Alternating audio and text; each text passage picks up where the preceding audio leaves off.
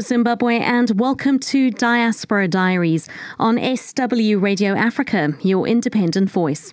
I'm Alex Bell, and on tonight's show, I look at increasing pressure on the United Nations to take action on Zimbabwe because of ongoing threats to human rights there. I speak to the UN Watch Monitoring Group, which is calling for a boycott of the UN Tourism General Assembly happening in Victoria Falls later this month. I then speak to the international pressure group AIDS Free World, which is calling on the UN Security Council to ask the International Criminal Court to investigate Robert Mugabe for crimes against humanity. Well, first up, ahead of the UN General Assembly, the international watchdog organization, the UN Watch, has urged member countries to boycott the event because it legitimizes the Robert Mugabe regime. Well, I spoke to the executive director of UN Watch, Hillel Neuer, who explained more about why they want this event boycotted. Well, UN Watch is deeply concerned about this decision to hold an international UN summit on tourism in Zimbabwe. Zimbabwe is a country that just had an election that is being regarded internationally as deeply flawed. It's allegations of fraud and vote rigging. Zimbabwe is a country where human rights activists have been beaten, have been brutalized. Democracy dissidents have been persecuted. It's a country that was the breadbasket of Africa and has become, in many ways, a political basket case. And we cannot understand how a major UN body would decide to legitimize that government. And if one looks at the website of this UN World Tourism Summit, one sees that the government is using this for propaganda reasons. We think it's the wrong place and the wrong time. Now, as you've already pointed out, this is the decision happened before the elections actually got underway, but that doesn't change Zimbabwe's history. What does it say? It obviously raises some questions about the UNWTO credibility at this point to make this decision. Well, it certainly does, and it's noteworthy that some leading democracies, including Canada, have actually pulled out of the organization, partly in protest to this kind of decision. And it brings discredit to the United Nations. You know, the United Nations was founded with the highest ideals to put an end to war, to promote peace and fundamental human rights. And these kinds of decisions only bring harm to the reputation of the United Nations and having any kind of association. And again, when one goes on the website, one does a bit of research and sees how much the regime of Robert Mugabe is trying to use this international summit to use the good name of the United Nations to legitimize massive abuses of human rights, which contravene the Universal Declaration of Human Rights, contravene key United Nations declarations and covenants. So how is someone who is acting against core United Nations declarations and principles, how can that person be regarded as a leader who should be host to the world in a place like tourism? And I think there's a lot of propaganda going on here. There's spin. You know, Zimbabwe, of course, is a beautiful country, and everyone in the world, in theory, should be visiting it. But to try to use this as a way to mask human rights abuses, and our organization, UN Watch, has brought a number of human rights activists, including Justina Mokoko, who was a very well-known human rights activist, and who described how she was brutalized by the government for daring to speak out for democracy. That's what the world needs to know about. The United Nations should be having a summit talking about Zimbabwe's gross violations of human rights, of freedom of speech, freedom of the press, freedom of assembly, free elections. That's what the world should be talking about, not how the Zimbabwe government is some kind of a beautiful model for the rest of the world. The criticism that I've heard is that by doing this, the UN is in fact helping legitimize a process that so many people have already said is fundamentally flawed. Would you agree? Oh, absolutely. There's no question that the Zimbabwe government is instrumentalizing this UN summit to try to portray itself as a legitimate member of the international community. And the fact is, it is not a legitimate member. It's a government that has betrayed the purposes on which it was founded. Everyone had such great hopes for Zimbabwe back in the 1970s and the 1980s, and it was a model for others. And in the past decade, it's been a model for negative action. And this UN summit is sending the wrong message. Mm. Now, we know that the UN... And we are urging countries to stay away. And we're urging democracies, including Brazil and India and South Africa, to stay away. Now, we know the UN traditionally does not take very firm vocal lines in situations like Zimbabwe, but would we expect something a bit louder from the UN body? Well, unfortunately, I'm afraid that we are going to have a summit, and we're not going to get statements from the UN. The tragedy is that too many UN bodies have been hijacked by regimes. I mean, look, Syria is sitting on the Human Rights Committee of UNESCO, which is the UN agency on education, science, and culture, and that's atrocious. Syria is a country committing mass slaughter. And at the Human Rights Council in Geneva, which is the highest human rights body, the candidates today for the upcoming elections are China, Cuba, Russia, and Saudi Arabia. Syria is also running. Existing members include Pakistan, Venezuela, and Mauritania. Mauritania is a country that has slavery. Hundreds of thousands of black Africans living in slavery. So unfortunately, the United Nations has a sad history of betraying its own ideals. And in some ways, this UN summit only further underscores that tragic betrayal of the UN's founding ideals. But it's something that's wrong. We welcome the fact that Canada and the UK have spoken out against it. We're calling on other countries to do the same. Apart from countries pulling out of this, would we want to hear something more vocal? I mean, you guys as an organisation are being quite vocal about it. If we wanted there to be some kind of impact and spotlight shown on it, surely we need everybody else to follow suit. We absolutely do, and we hope that the rest of the human rights community, our organization UN Watch, works with 25 other human rights groups for the annual Geneva Summit of Human Rights and Democracy. We've always had people from Zimbabwe to tell the world what's happening, because at the UN does not adopt resolutions for human rights victims in Zimbabwe, so we try to bring victims to speak out, and we're hopeful that other human rights groups and civil society will begin to add their voices, and it needs to be an international effort. Final question then, if we did have a UN that stood by its ideals, would we expect them to withdraw this conference from Zimbabwe?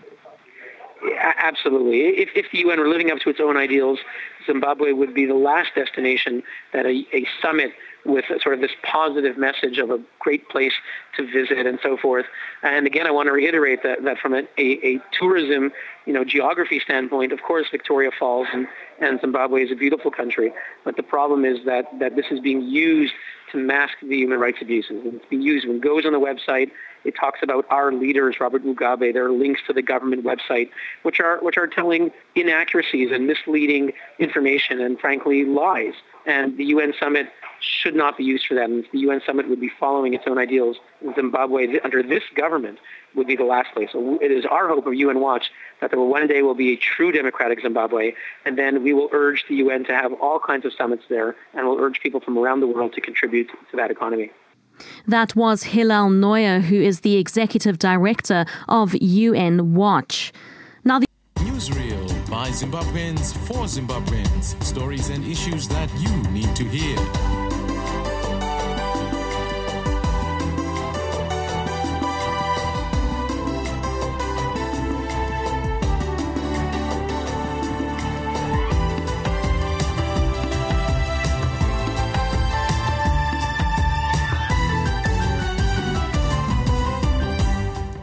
Well, hello Zimbabwe and welcome to Newsreel. I'm Alex Bell. And I'm Tererai Karimakwenda. In the headlines today, UN provokes more anger as Zim chosen to represent African tourism. Swearing in of new legislators postponed. Gutu named as the new mayor of Harare. And Kangai declared national hero. These stories and more in the bulletin ahead. The United Nations is facing even more anger after choosing Zimbabwe as the representative for African tourism, weeks after the hotly disputed elections that the UN has also said it will respect. The United Nations World Tourism Organization General Assembly is currently underway in Victoria Falls. On Sunday, the international body announced that it had chosen Zimbabwe to lead its Commission for Africa, the continent-wide group for tourism development, for the next 2 years. The six-day General Assembly was formally opened by Robert Mugabe on Sunday night, hours after he threatened British and American companies with tit-for-tat action. Speaking at the funeral of former Air Force officer Mike Karakadzai, Mugabe took aim at the Western nations over the targeted restrictive sanctions still in place on him and his inner circle. The US has already indicated that its sanctions policy regarding Zimbabwe will not change after the disputed elections last month. European nations have also cautiously raised concerns about the polls, although no outright statements about their sanctions policy has been made. But regardless of these concerns, the UN, which has already been accused of legitimizing the Mugabe regime by allowing Zimbabwe to host the tourism conference, has moved to wholly endorse the elections and the outcome. The global grouping said in a statement that the polls will be respected by the Assembly. We spoke to Hillel Neuer, the head of the UN Watch group that monitors the performance of the UN, and he said the decision to endorse Mugabe in this way is disgraceful. We're gravely concerned. We're disappointed. We're disappointed that the United Nations, the number one world body that is meant to express the ideals, the hopes, the aspirations, the dreams, the values, the human rights principles of humanity, is using its good name and reputation to grant false legitimacy to a brutal regime. And we think it's a disgraceful show of support for a brutal regime, and it risks putting the UN name on the level of hypocrisy. And this decision comes not long after Robert Mugabe told his supporters at a funeral over the weekend about how he would be targeting some Western-owned companies, companies that are part of the Western groups who are in the UN. It just seems a ridiculous show of support. Well, it does, and his language, you're absolutely right, his language over the weekend was inflammatory. There was actually kind of hints at violence. He said, "You hit me, I hit you," and you know the fact that Western institutions or governments are speaking out because of the objective, substantiated human rights concern, where it's a government that denies freedom of speech, freedom of assembly. The elections are widely believed to have been rigged. It's a denial of voting rights. And there's attacks against human rights activists, dissidents, journalists, gay rights activists across the board. The fact that governments speak out on that is something good, and he does not have the right to use inflammatory language to attack them. And it kind of underscores the absurdity of the selection of the Mugabe regime. And even as he is selected, even as dozens and 150 delegates from around the world are in Zimbabwe to give him this legitimacy, he feels no compunction, no fear in using this inflammatory language to attack Western companies or what have you. So I think it just underscores the absurdity of the decision, and we think it's sad. And we do call on, we're not going to call on the tourism organization to do anything because we did, and they failed to do it, and we're disappointed in them. But we do call on the United Nations Secretary General. He has an independent position. He can speak out. We call on him to condemn the ongoing human rights abuses of Zimbabwe, and to note that since he is the head now of the African Commission and co-president of this World Tourism Summit, this should be a time where the Secretary General should say we expect certain activity from someone who holds these UN posts. And we also call on the United Nations High Commissioner for Human Rights, Navi Pillay, who's from South Africa and who knows something about human rights abuses in Africa and particularly in Zimbabwe. She should similarly say, if she's not willing to be undiplomatic and to condemn his election, which she has the power to do, then at least she should say, well, you know, Mr. Mugabe, you are now the co-president this week of the UN World Tourism Assembly. You are the head now, you've been made by the UN of this African Commission. We call upon you to respect freedom of speech, freedom of assembly, and voting rights, and to allow inquiries to what they've been doing to respect gay rights. And these are the kinds of actions that could and should be taken. Well, that was Hillel Neuer. He's the head of the UN Watch group.